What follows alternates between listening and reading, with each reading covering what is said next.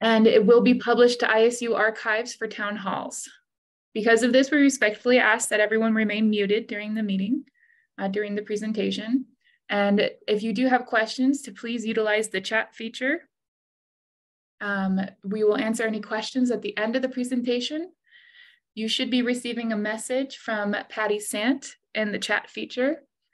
And if you would like to ask any anonymous questions, please ask Patty directly. I will go ahead and turn it back over to Katie Thomas now, who will be leading the presentation as the Associate Vice President of Human Resources. Thank you, Patience. I appreciate it. And thank you for being here to help moderate, you and Patty both. I appreciate it. Before we jump into the specifics of the presentation, I'm really excited to walk through the plan and this year in the process with all of you this afternoon. What's that? When I come back, get over to our president, Kevin, to kick us off here before we jump into the presentation. All right. Thanks, Katie. Appreciate it. Hey, everybody.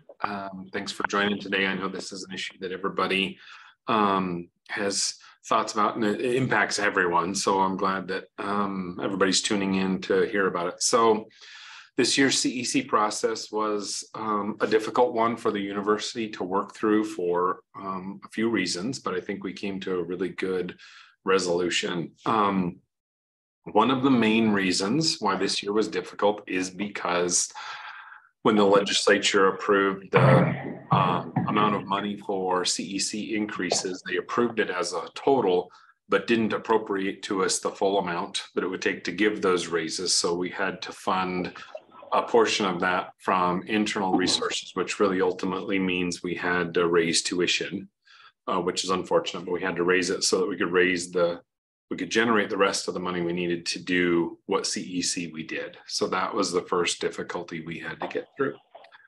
The second one was the state mandated, and I'm not the expert on all the details. Katie and her team of great people are, but the state mandated that we move entire pay grades and pay lines in, I think if I'm wrong, I'm going to say it, but if I'm wrong, someone jump in and correct me. Almost every classified position in the state moved in its pay line. And so that necessitated pay line moves that were irrespective of the percentage that the state said should be given out as raises. So it was pay line moves.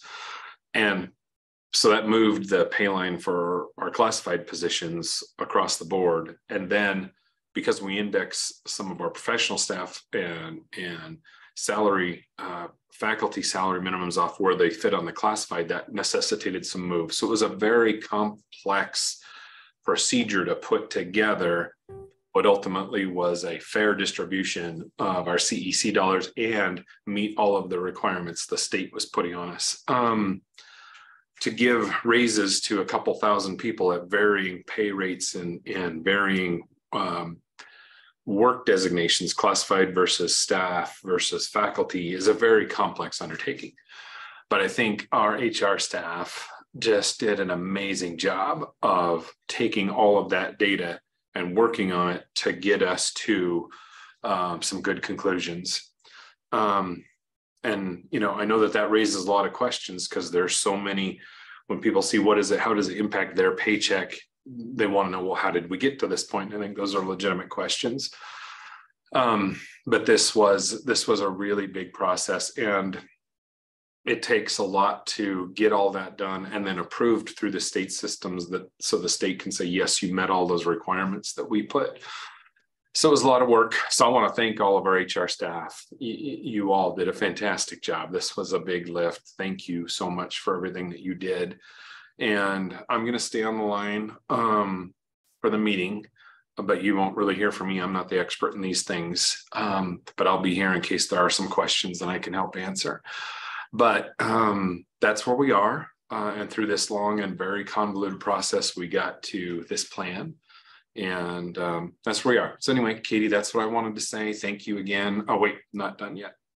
Most importantly, literally most importantly, for everybody that is tuning in, thank you so much for all your dedication and hard work on behalf of this institution and on behalf of our students and what we do in our mission. We couldn't ever do any of the things we do without you. And, you know, I wish the state had given more in raises so we could give out more, but we can only work with what the state allows us to do. But I appreciate all of you and appreciate everything you do. And I hope that you know that. So anyway, with Katie, with that in mind, I'll turn it back to you. Okay, thank you, Kevin. I appreciate it. And yes, and I'd be remiss if I just acknowledged the HR team. The HR team has done a lot, but our finance team and leadership have been wonderful partners as well. So it definitely has taken a large group of people, as it does every year. This year has been no exception to that. So thanks to everyone who helped put all of this together. All right, so our goal today, I'm planning to, I've got some presentation pieces that I wanted to go through first. I would like to help walk through the CEC process in general. Then we'll talk about the FY24 CEC plan specifically. And then toward the end, we actually have some sample calculations that we're going to walk through, because I know that that has been somewhat mysterious to people. And my goal here today is to help sort of pull back the curtain and better explain and articulate what goes into this process every year, what are the components of this year's plan, and how you can really understand when you all begin receiving your individual letters, how you understand how your raise all came to be about, or came about. So before I jump into the process in general, I want to start with this, because this was basically our guiding principles for the development of this year's FY24 CEC plan. These goals and drivers were what we used as our targets as we were putting this plan together. And they are foundational to what we'll get into later when we talk about the plan specifics. So our goals this year in terms of development, the FY24 CEC plan, were to provide meaningful increases to our lower paid employees. And that came from a variety of factors. It came from the legislative drivers and plan requirements. So like Kevin talked about, that structural shift for our classified staff. It came from external hiring market trends. So we've seen the largest amount of turnover and market competition within our lower paid employees. And then economic factors. So we all know that inflation is a reality. We all know that it is outpacing wages for all of us, and that is disproportionately impacting living wage. It hurts everyone. It's hard on everyone, but it's disproportionately impacting the living wage for our lower paid employees. The second aspect or goal that we targeted was to manage compression. So with this structural shift of the classified staff and some of our lower wage employees, if you structure shift the bottom of a tier, and you don't make any change in anyone else's pay structure, then that creates compression. So we built in some components this year, the equity adjustments and increases, intended to address some of the compression created by that structural shift. And then our third goal was to build a model that had equitable increases across all employee types in similar pay bands. So if a classified staff member, a faculty member, and a non-classified staff member are all making approximately the same wage, we were looking at how we could look at equitable percentages for each of those employee types in a similar pay range. And then ultimately, as Kevin spoke about, we are budget limited. So we have a specific amount of funding. So we had to try to accomplish all of these goals within the confines of our limited budget. And we use that as our goals for our model development. All right, so if we're going to talk about the CEC process in general, I know this is something that it's complex and it's convoluted and it's somewhat hard to understand. CEC is this annual process that determines if benefit eligible faculty and staff are going to receive pay increases. So this is a yearly thing. It's one of the most commonly misunderstood processes because it's quite complex, hard to explain, and it changes every year. The process itself is heavily driven by the state of Idaho legislature, the State Division of Human Resources, and the State Division of Financial Management.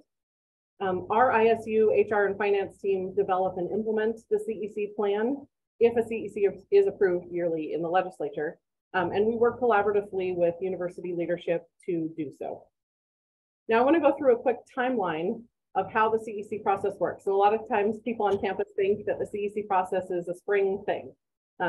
It's about this time of year between April, May, and June that people are receiving their letters and finding out about their raises. But ultimately, this process actually starts in December each year. So we have been working on this for many months. In December, State DHR develops their compensation report and their CEC recommendation. So at that point, our HR and finance team at ISU is reviewing that plan and trying to predict where we think this initiative may head once it gets to the legislature. In January, that's when the legislative session begins, and DHR presents their recommendation to the legislative CEC committee.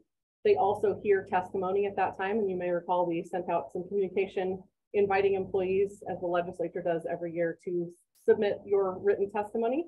We also help support testimony that was delivered by one of our admin council members during that phase. So HR supports that testimony and begins some initial modeling based on what the DHR recommendations were in December. Then moving in February, so the CEC plan continues through the legislative process. The CEC committee is making recommendations to JFAC. And at this point, ISU, HR, and finance begin pulling market data for compensation evaluation for faculty and non-classified staff. And we begin working with division leadership to make sure each individual employee is sort of slotted or assessed appropriately in terms of their discipline, their role for that market compensation evaluation. Then in March, that's usually about the time that DHR finalizes their CEC guidance. So after the legislature has a chance to review, make their adjustments, and vote, they will approve a plan, and then DHR puts guidance together associated with that plan. So this year we saw some significant changes between what DHR submitted in December and what was actually approved in March. So the legislature did make some adjustments. So once we receive that guidance, which we have to wait on every year before we start actually finalizing any models, at that time, ISU and HR and finance are developing our initial models to allocate our CEC dollars based on the approved requirements from DHR and DFM.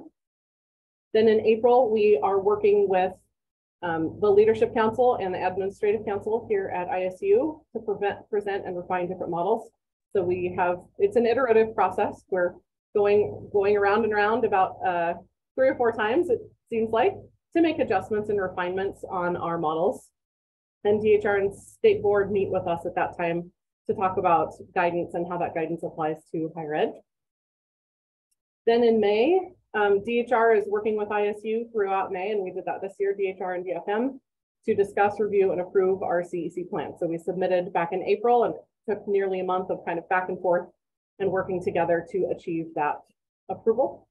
And then we began communicating our plan to campus, which is where we are now. Now, what's happening now and into the future? So we are actually beginning implementation of our CEC. This always happens on a tight timeline. This year, it was even tighter with the length of time that guidance and approvals took. But we are at the point we're implementing CEC, and we will beginning sending out individual letters here shortly. So you'll be receiving those over the coming weeks. All right, so that's sort of the background of the CEC process in general. And Kevin talked about this a little bit when he kicked us off, but there are some specific elements of our higher ed budget that contribute to the way we have to develop our CEC plan, and that impacts us differently than some other state agencies. So I want to explain this kind of in broad global terms, just understanding, and I am no budget expert, but I want to just try to paint a picture of how our personnel budgets are funded here at ISU. So ultimately, faculty, classified staff, and non-classified staff, their pay and benefits are funded from a variety of different sources. So these graphics are not to scale, and I'm not saying it's an equal third. But we have one group of individuals who's paid on appropriated index. So this is actual general fund money that comes from the legislature. Then we have another group of appropriated employees. So they're still paid on an appropriated index, but their actual funding comes from tuition and fees. So if you hear people talk about the fund shift, this is the component of the fund shift, meaning they're on appropriated dollars or appropriated index, but their funding behind the scenes is coming from tuition and fees rather than state general fund. And then we have another group of employees who are paid on local index fund, and that may be funded by local grant or auxiliary dollars, and that's some of our additional revenue sources. So we're going to talk about this in terms of pizza. So if we think about this as we have one pizza, and you'll have to forgive my colors. I couldn't find colors that made these two look more appetizing. But so we have one pizza essentially that takes care of our appropriated general fund employees. We have another pizza that's coming from internal ISU dollars that's paying for appropriated employees that are funded on tuition and fees. And then we have another pizza that is paying for employees that are on local and grant funded positions. Now, how this looks. So typically appropriated funding from general fund remains relatively stable. And this makes up about 51% of our overall personnel costs at the university. And then for these two groups, so our appropriated fund shift on tuition and fees appropriation and then local and grant funds, that can increase or decrease based on enrollment, tuition and fees, research grant, and other types of dollars. Okay, so this is the impact that this has on CEC and why we think about this in terms of the financial impact internally. So when the state legislature approves CEC and determines the pool of CEC dollars that we receive from the state that we have available to spend, this is how it works. So the state calculates a pizza. How much new pizza will we get based on only this group of employees? So they're calculating the CEC dollars that are coming from the state and being added to the ISU budget based on this group only. So this year, that number attributed to about $3.7 million. Now, we want to make sure CEC is equitable, right? We're not just going to give this group only of employees CEC and no one else. So because of that, we need to internally fund from ISU funds another 1.4 million, which is the fund shift piece. That's another bit of appropriated dollars. And then another 2.2 million from our grant and local and other source funds. So that makes up our entire pool with only a piece of that coming from the state. Okay, so the result of this is everyone gets the extra pizza, but because our funding structure differs from other state agencies, we work in partnership with the state to match the legislative intent with their CE implementation and allocation, but we also have to fund nearly half of the budget dollars that we spend on CEC. Okay, so design of our CEC plan always has to work within those budget limitations.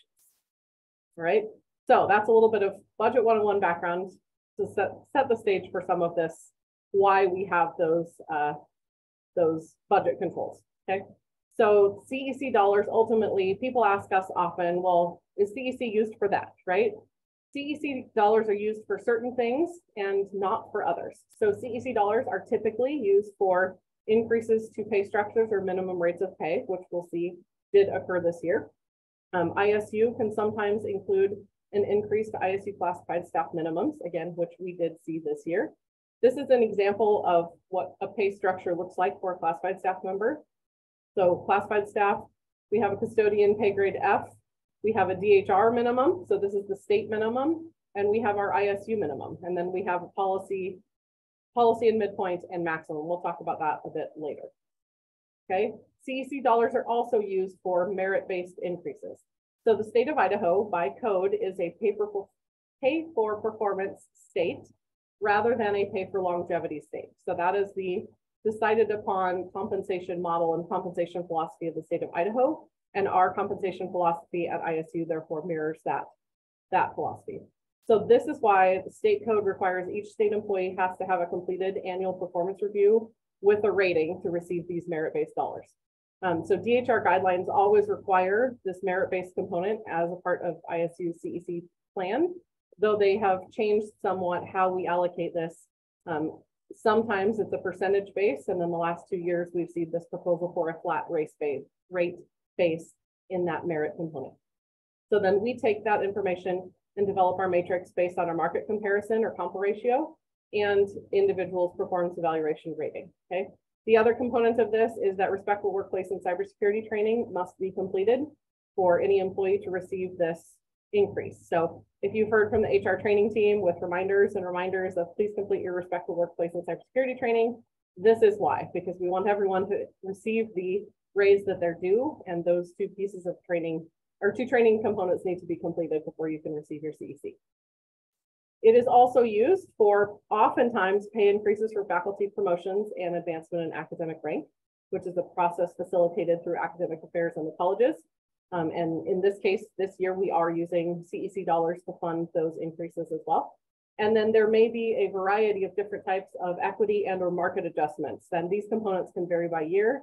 So this is a piece that we do have built into the FY24 plan, where we're trying to address some compression created by some of those structural shifts this year and in years past.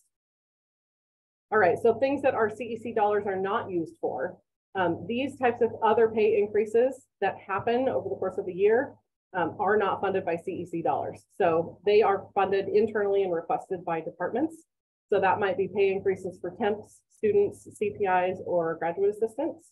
It might be individual pay increases based on a new position or promotion, or addition of duties or reclassification, or that the SAR or PDQ process.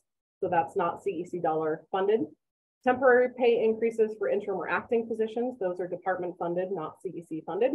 And one-time bonuses for recruitment, retention, or exceptional performance. Those are not funded from CEC dollars either. So with that, that's some of the background and context. And now we're going to jump into the plan. So this year's plan. A few of the things that I wanted to go over just broadly that were notable this year, that were different than years past in some cases. The legislature approved this year's CEC based on two primary components. They approved it based on $1.20 per hour increase for appropriated employees to be distributed based on merit. And they implemented this DHR pay line shift, which is the structural shift for all of the classified pay grades, structural shift up. Now, as Kevin mentioned, the state funding for CEC doesn't fully fund these components. So we take the dollars associated with those two components, and that's where we build our model of how are we going to implement the CEC, requiring that we have at least these two components included. So our ISU budget covers the fund shift, which is those employees funded by appropriated tuition and fees, and local room grant and other funded options. So you can see this is sort of the breakdown of how much. So approximately 51% of our new CEC money came from the state, and then the other 49% came from internal ISU funding. All right, so this is just to touch back before we jump into the FY24 plan specifics. So our goals, again, were the meaningful increases for lower paid employees, manage compression, provide equitable increases across employee types, and then building a plan, obviously, that doesn't exceed that budget limitation that we have to work within. So to talk about eligibility for our FY24 plan, eligible employees must be either benefited employees hired on or before September 30th. Those individuals are eligible for the performance market-based merit and equity adjustment. So this is going to be components 1 and 2 when we get into the plan specifics, and both aspects of components 1 and 2, because component 2 has some sub aspects too. And then anyone hired on or after October 1st, 2022 are not eligible for the merit component in component 1, nor are they eligible for the equity component in 2B, because that requires that performance rating, and they are eligible for 2A though, which is an increase to ISU minimum. And then all benefited classified and non-classified staff will move to the FY24 DHR minimums, which is component 3, regardless of any performance rating at all. All right, so I talked about one of our drivers was to create a CEC plan that tried to result in equitable raises across employee types per salary band. So this graph, and this is a little bit of outlier, so don't let that one throw you off.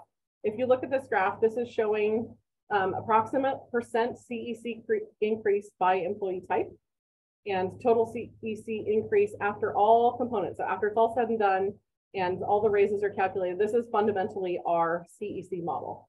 So if you look, this group, or a couple, I think there were maybe 2 individuals, that they are showing very, very high percentages because they were below minimums, and so they're receiving multiple components. But that is an outlier.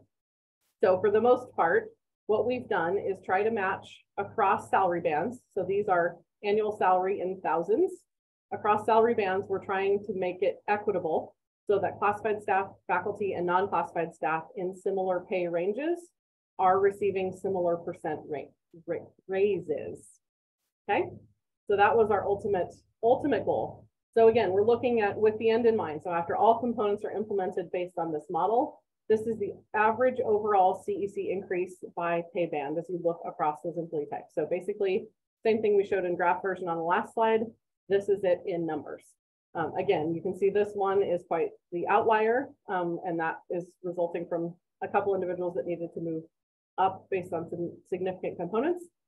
But for the rest, we've tried to make it as equitable as possible some of these differences in numbers you see come from where academic rank advancements are playing into percentages being higher across categories and various other things, because this is an average. Average represents however many are in that group, because this is not just one flat number for everyone.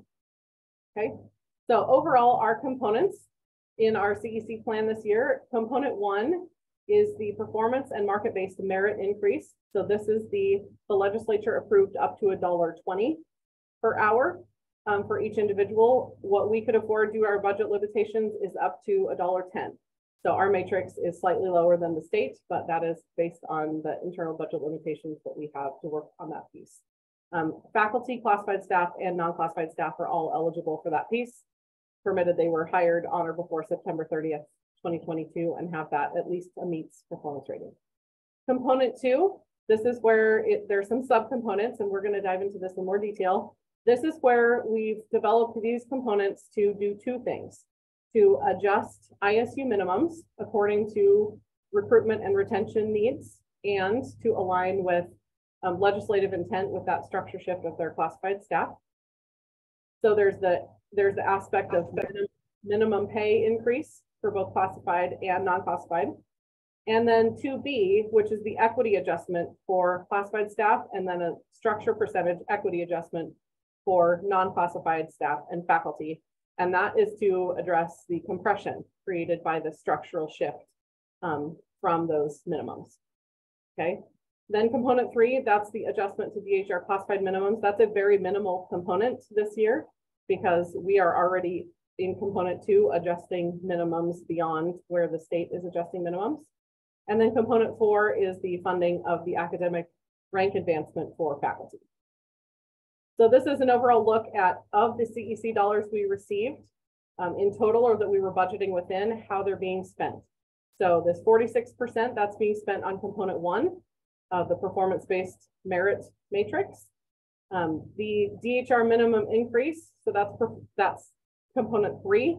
That makes up a very small percentage. That's the pay line increase for classified staff after component 2, which is the other big chunk of CEC this year. So about 45% of our dollars went to those different aspects of component 2A and 2B. And then we have 8% of our funding being used for the academic advancement in rank for faculty. Okay, so looking at component 1, this is similar to past models. So a lot of people are more familiar seeing this component. This is our merit-based market matrix, up to $1.10 an hour. Again, you need to be eligible by being hired on or before September 30th and having a performance rating of at least meets. This also takes into account where an employee falls within their market band or market ratio. And we'll talk more about that and how to calculate that. I'll give you some insight into how we calculate that. So the classified staff have what's called a compa ratio, which is their market rating. And then employees can identify ultimately your compa ratio or market band once you receive your individual letter. And I'll talk through how to do that. And then this is one of the pieces that requires those training components be completed as well. So this is our matrix for performance-based and market and merit. So as you can see, the way this is laid out, if an employee knows, so once you get your letter, you'll see what kind of amount you got for this component, right? So if I get my letter and I see I got 80 cents an hour in component 1, and I know that my rating was an exceeds, then I can look over and see that my market band was between 80 and 89.9%. Okay, so that's functionally how that works as a matrix. Now, component 2, this is where we're getting into the performance and market-based equity adjustments. And this, like I said earlier, this includes 2 subcomponents for eligible classified and non-classified and faculty. Okay, so this includes 2A. I'm going to be talking about 2As and 2Bs. 2A is an increase to ISU minimums for pay, and this applies to staff. And then 2B is a dollar value of an equity adjustment component, whichever is greater. So ultimately, people who get component 2 will either get 2A or 2B. You do not get both. So we'll talk about that when we get into the calculation. This is developed to address the increase in ISU minimums for classified and non-classified staff to align with that DHR pay shift in recruitment and retention. It's designed to address 2B particularly to address pay compression within those models and those shifts and the flat rate based matrix. And then looking again at equity and overall percentage increases across employee categories, which was one of our targets. So with 2A, so we're going to talk about classified staff first. So 2A includes an increase to new ISU minimums from $13 an hour to $14.75 an hour for benefit eligible classified staff. So this is based on somewhat on DHR increasing their structure, but then we decided to go above and beyond that and raise our minimums even further. So this includes progressive minimums for pay grades E, F, G, and H. So essentially, DHR raised their pay structure for all of their classified staff members. Here at ISU, we only use the element of this pay structure, which are pay grades E through L. Okay, so this is how it looks to ISU for our classified staff. This was last year's structure with our classified minimums. So you can see we had E, F, and G were all set at $13 an hour. So that alone created some compression last year within those pay grades. So this year we have bumped those up. So E, F, G, and H are bumped up even higher than the state DHR minimums. And we have restructured to address that compression that was created when they were all the same starting wage last year. All right, component 2B for classified staff. This is the equity increase for classified staff currently earning more than $14.42 an hour. So the way to understand this is this component helps align overall percent increase across employee type. So without this equity component, this curve, this blue curve for our classified employees would tail down here. So they kind of fall off and they're not equitably matching our percent increases for our non-classified and our faculty. So with this increase, we're basically bringing this line up to where you see it here. So we're matching, so we're making that adjustment by pay to ensure that their percentage increase is similar to their non-classified staff and faculty counterparts in the same pay band. All right, so then moving into non-classified staff and getting into non-classified staff minimum. So the non-classified staff minimum this year, because of this structure shift at DHR, our non-classified minimum at ISU is based on the minimum of DHR pay grade K. So DHR pay grade K is moving from $42,500 a year to $46,050 a year.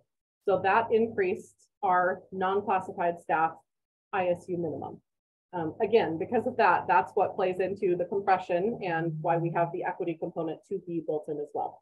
So the non-classified staff minimum wage is based on this pay grade K, and the staff minimum wage, because of state and federal code, does not apply to faculty, resident directors, or coaches, but we still considered that group when we created that equity component and that equity adjustment in Part 2B.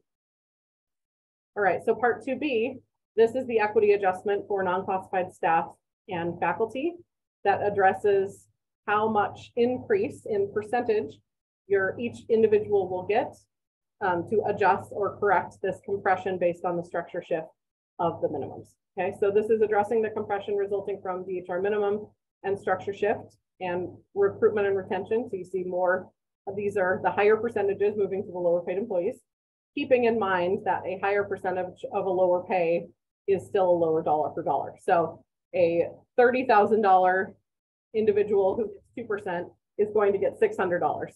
If somebody at $100,000 got 2%, that would be $2,000. So even though the percentages look larger when you think dollar for dollar and take home, the goal here was to drive the dollars toward those high turnover positions, but not essentially leave out anyone else in the structure.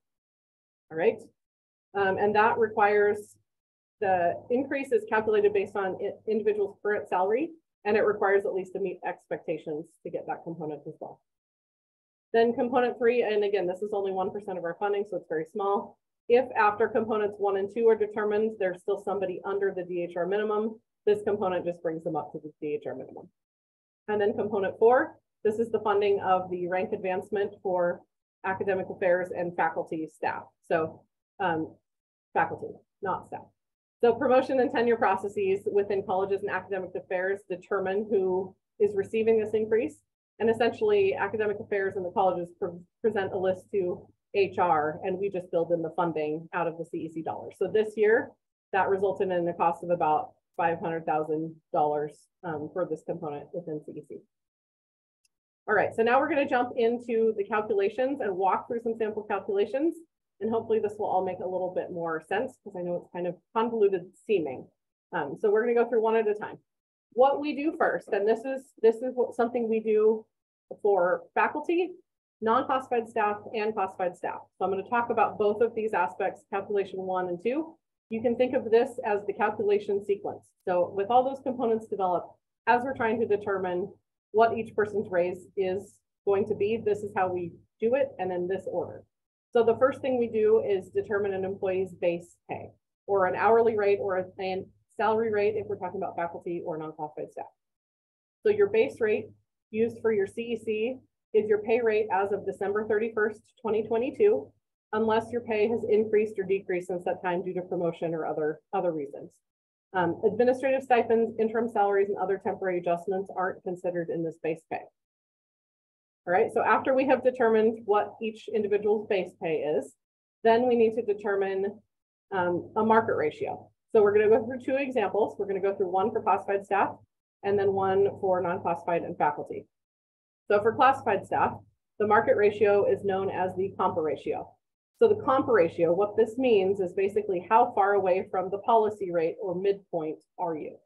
Okay, so this market is based on the DHR minimum. So here is a classified staff member of pay grade J. So the DHR minimum for pay grade J, and this is using the new DHR rates. DHR minimum is $19.69 an hour. DHR maximum is $39.38 an hour. And so then the midpoint or policy rate, which is what they call this, is $26.25 an hour.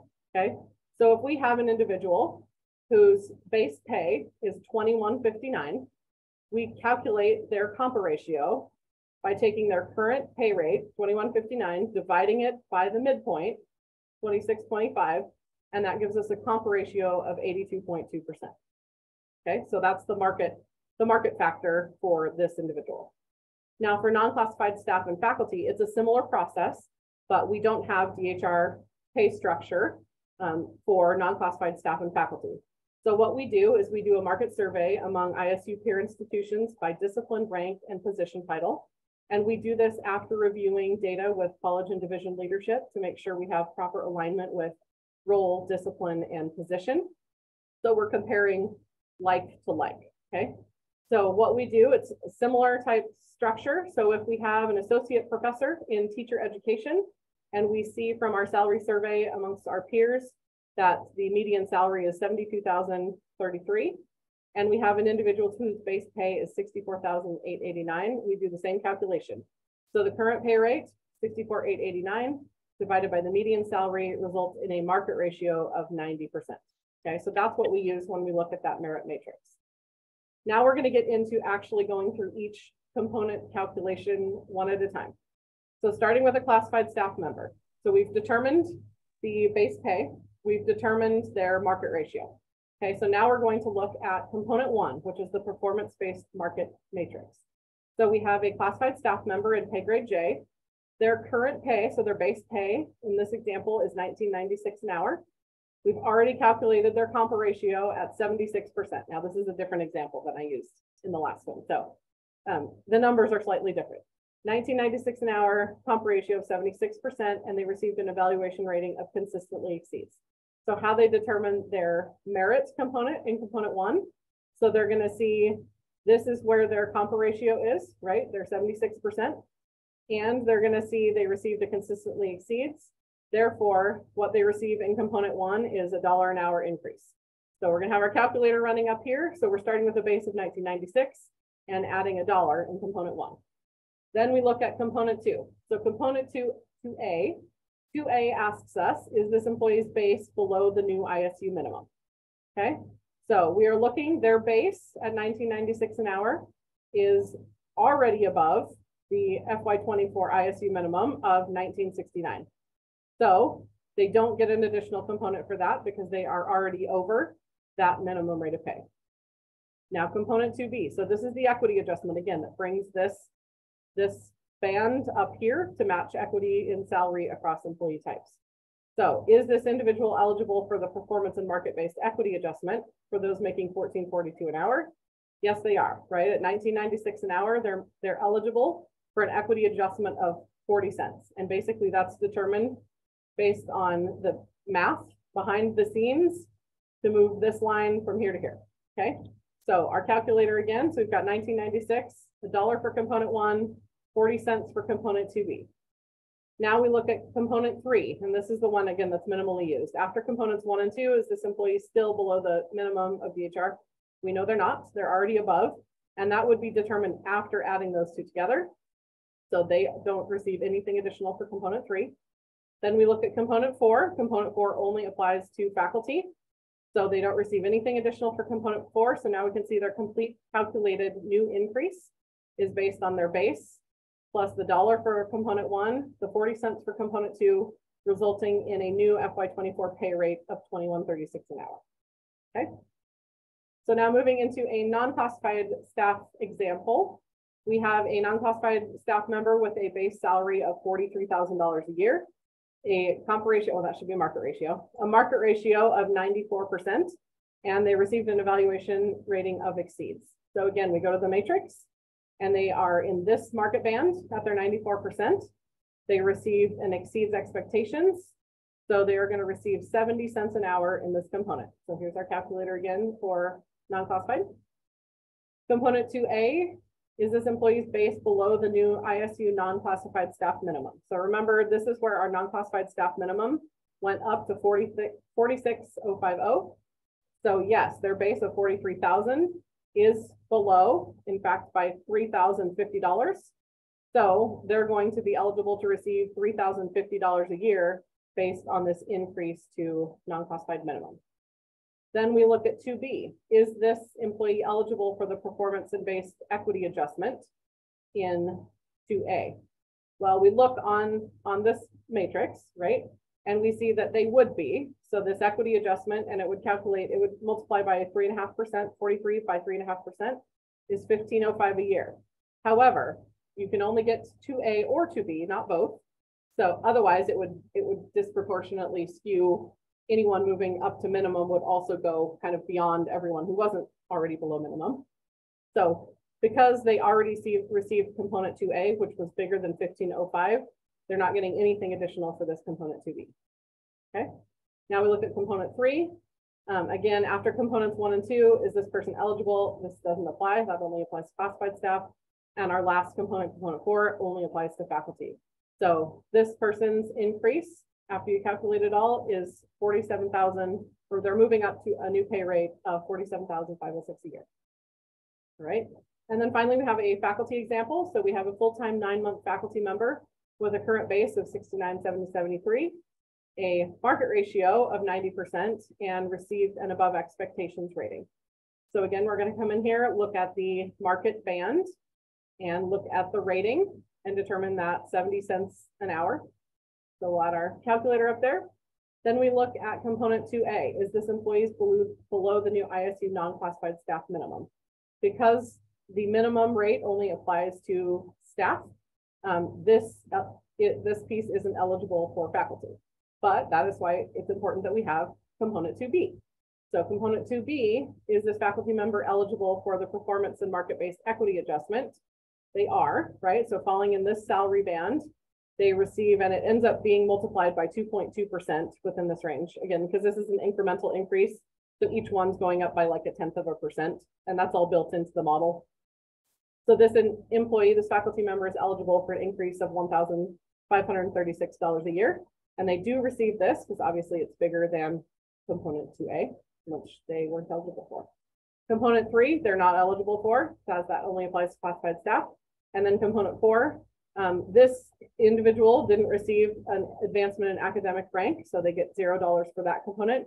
But if there is a faculty member that did achieve, then there would be an additional component for that faculty member built in here to component 4.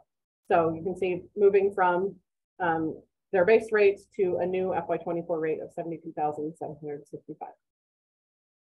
All right, so that was a quick run through. What I'm going to do now is move into some questions. So I hope that gave a little bit of additional context regarding the process, the components of this year's plan, and then hopefully those sample calculations will be helpful to people as individuals start receiving their individual letters.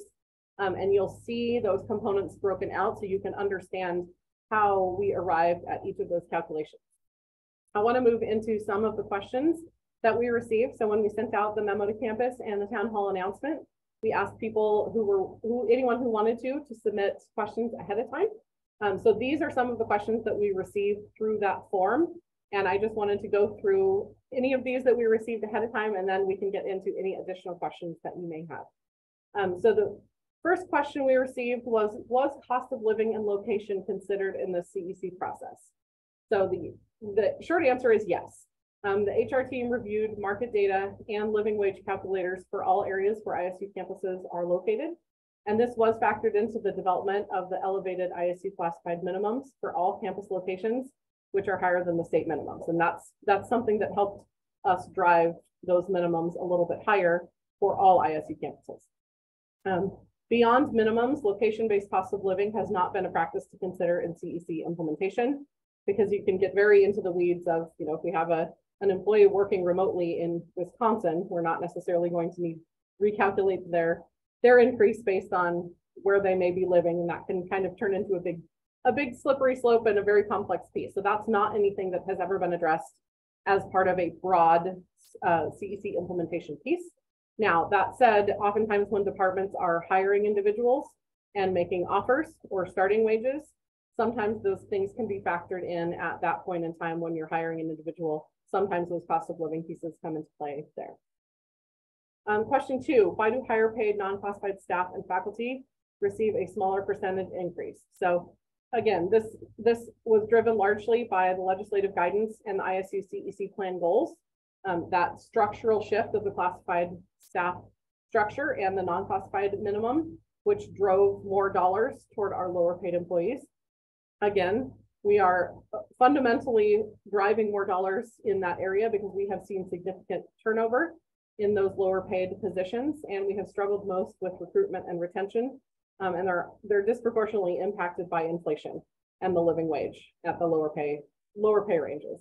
And also keeping in mind, again, the example I gave earlier, so if percentages were similar across the board, the flip side is it would disproportionately favor higher paid employees dollar for dollar. So if we were to just do a straight, everybody gets 4%, a 4% of $33 is $1,320, 4% of $100,000 is $4,000. So either way you look at it, there's kind of one group or the other that will be not addressed fully. So our goal this year was to try to build in those percentages in a sliding scale, again, looking at equity in percentage increase across employee type. How can non-classified staff and faculty find their pay grade group or peer survey median salary to determine their market ratio in component 1? We've gotten this question a lot. So once you receive your individual letter, basically you have to do the backwards version of what I showed in the calculation. So when you have your individual letter, you'll be able to see what was calculated for each component. So if you look at the calculation for component 1, so if you receive your letter and you see I got 70 cents an hour in component 1, and you know what your rating was, if you said, oh, I know I received and exceeds, then you know your market band was 90 to 90.99%. Okay. Question 4, why are newly hired classified employees hired on at the new hourly minimum prior to CEC going into effect? An example, in AA1 hired at $15.50, which is our new minimum for that pay range in May 2023, when the current minimum is $14.43. So for the recruitment purposes, once we have an approved CEC plan and we know we're moving to a new minimum, we implement those new rates at that time. Ultimately, because we're trying to recruit and hire individuals, and we're already showing that we're having trouble hiring at those lower wages, keeping in mind that new employees, that's the only thing that they would be eligible for, is to get bumped to minimum. Existing employees are going to be eligible for additional components. So once we implement CEC, individuals who have been here will, through other component implementation, typically move above and beyond where those new people are coming in at an elevated minimum. Okay.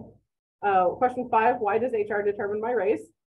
This is it's a broad answer, right? So HR certainly calculates the raise in the end, but ultimately it's HR and the finance team together that develop the plan using this limited pool of funds, and we have to follow legislative guidance and intent from DHR We also work in collaboration with ISU leadership to identify and refine planned elements based on priority. So we worked closely with leadership to define those goals and targets this year, those goals and drivers, which were attributed when we built the model of the CEC. So ultimately we do the calculations, but there's a lot of work and collaboration ahead of time that get us to that point. Question 6, if someone is due the promotional raise but also qualifies for performance raise, will they get both? So yes, those achieving tenure academic promotion in component 4 will receive their component 4 in addition to their merit increase in component 1. Any other promotions due to acceptance of new positions or other types of salary increases outside of the CEC process, it may or may not have CEC built in. So typically when an offer letter is received or extended for an individual maybe taking a promotional increase, it will typically outline whether it includes CEC or doesn't include CEC. But if you have any question on a case-by-case basis, it'll be articulated in the individual salary letter, or you can reach out to compensation@isu.edu if you have a question about how that will be calculated. Question 7, why is the adjustment to DHR classified minimum applied after merit and equity? The answer to that is that was required by state CEC guidance. We had to do it in that order. So ISU factored this in, however, because that doing it in that order did cause inherent compression, which is why we have the compression addressing elements built in 2B. And that was with the goal of trying to help adjust the fact that that was happening in that order. All right, so those were the questions we received ahead of time. I'm happy to take additional questions, and I'll stop talking at you for a while. But where we're headed next, and I'll just cover this in case people have to drop off as we're finishing questions. Effective dates for CEC actions. Classified staff, their adjustments were actually effective this past Monday. So those are already in effect. They'll see that increase in their paycheck on their July 7th pay date. For non-classified staff and 12-month faculty, those adjustments are effective June 25th to coincide with your FY25 or FY24 contract dates. So you'll see that reflected in your July 21st paycheck. And faculty on 9, 10, or 11-month contracts, your adjustments are effective July 23rd and will result, or you'll see it on your paycheck August 18th. So our next step is we're going to begin preparing and sending letters to all individuals' employees in the coming weeks. So we're going to be working on classified letters first, and then non-classified staff and 12-month faculty, and then 9, 10, and 11-month contracts. So we'll be sending those out over the coming weeks. And should you have any questions, so I know there may be a lot of questions like, what's my raise? I want to know my raise. If you could please wait until you receive your letter. Otherwise, we'll be inundated with questions, and that's going to slow us down getting the letters out. So, but if you have any other questions beyond that while you wait for your letter, please feel free to reach out to compensation@isu.edu. And with that, I'm happy to take any other questions. Hi, Katie. So we did get some questions in the chat, and I also received some answers from your wonderful team. So I'll be able to read both the question and the answer. Oh, super. Okay, so there was a question in the chat to everyone. Will the letters we receive explain how much our increase is going to be? There's some confusion still on components in it. And the answer is yes, employee merit letters will outline which components apply to the individual CEC increase. We had another question that said, what or who are our peer institutions and that we were compared to? And the answer to that is ISU's peer group for the salary survey includes 17 institutions across the region, including BSU, NMSU, U of I, USU, U of M, and more. And it looks like we have one more question that we're trying to finish up the answer to. And the question was, what if you disagree with your review and want to review with other supervisors? And it looks like the answer to that is, please be sure to leave your comments in your evaluation prior to signing off on it. And if you'd like to discuss your evaluation further, please contact Carrie Steed, HR Business Partner for Employee Relations. We have one more about the peer institutions. And we have one more question about the peer institutions. And it is, so are all those peer institutions averaged? And Katie, I don't have an answer to that yet, so can you answer it? Angie has an answer. I can answer that. So it's the median salary amongst the discipline and rank for, so the role and the discipline, and it's the median salary among all of those institutions that report in the salary survey. We take the median salary. Thanks, Angie. And there is one more specific question about the letters. Will there be a calculator or a calculation listed out in them of how that was derived for each individual? Or is there a link that I can provide that will have that calculation? So the components will be articulated in the letter. There's not a calculation per se where you can go back and double check, but each of those components, similar to the way we walked through the calculator in all of these examples, those components will be outlined in each individual's letter. And those are all the questions we have at this time. And I guess we have 4 more minutes, so let's give it maybe 30 seconds for more questions. While we're waiting patience, let me jump back on for a minute. Katie, thanks for going through all of that with everyone. I think you illustrated that this is a very complex process to go through change employee compensation for an organization our size with such a disparate employee types and groups. At the end of the day, one of the biggest drivers, and Katie explained it better than I did, and I kind of glossed over at the beginning, I'm sorry, I wasn't trying to, was the way the legislature awarded the money this year really gave the legislative intent we had to follow, and it drove much of the decision making. The legislature did not give us a percentage. They didn't say, here's 4%, give out 4% worth of raises. They very, very intentionally said, calculate it $1.20 per hour per employee, which means if you were an employee, and had we just given that out straight with nothing else, which we couldn't, by the way, because we had to do all those pay line moves that they mandated. But had we done that, an employee that made $30,000 a year would have gotten about an 8.5% increase, and an employee who made $50,000 a year would have got a 5% increase, and a 75,000 employee would have got a 3% increase, and a 90,000 employee would have got a 2% increase, just because that's how the dollars worked, and that's how the legislature put them out there. So once you're working with that, everything else has to work within that. And so the fact that our team worked so hard to try to do a very equitable distribution with that, what is inherently kind of an inequitable distribution the legislature started with, was really a big task. So again, and I'm sorry I left out the finance people when I gave the first thank you, Katie, to our HR and our finance people who did this. Thank you. And thank you for explaining to everybody and being 100% transparent for every calculation. That's really important. And I understand everybody could have a point with which they disagree with some of those calculations, but everybody understands where they are, and we're totally transparent. And thank you for doing that. So thank you. And I apologize, everyone, but I have a 2 o'clock, so I have to drop off. So I'm going to drop off now, but thank you again, everybody, for all that you do. I appreciate it. Thanks, Kevin. And I appreciate everyone being here and for all of your questions. I am sure there are probably more questions now than there were at the beginning, and that's okay. The goal here was to go through the process and provide some background, some context, and do this in the most transparent way we are able. So should you have further questions, please feel free to reach out at compensation.isu.edu, compensation@isu.edu, and we'll respond as best we're able.